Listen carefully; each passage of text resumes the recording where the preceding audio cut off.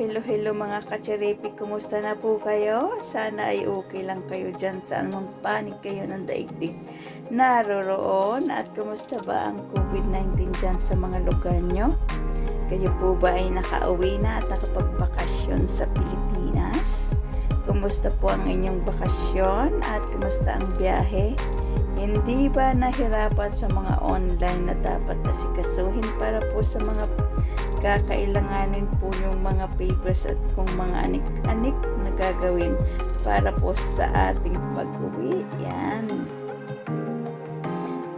Dito naman po sa Hong Kong ay medyo meron pa rin po at meron pa rin pong nagpa-positive, kaya nag-iingat pa rin po at syempre patuloy pa rin po na nagmamas. Kaya yan, nag-general cleaning po ang ating bossing at namigay siya ng mask. Yan, dalawang ganito ang style at dalawa rin po nito.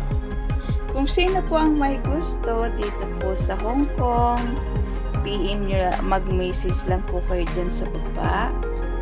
Yan, comment down below po, lalo na yung mga nandito sa Hong Kong, para po akuha nyo po sa akin ang mask na ito. Unahan lang po at kung marami ang magmamay, bubunutin po natin kung sino po ang lucky winner. So, paano mga kachiripik? Comment down below na po. Salamat. Bye-bye. This is Madam Chair signing off.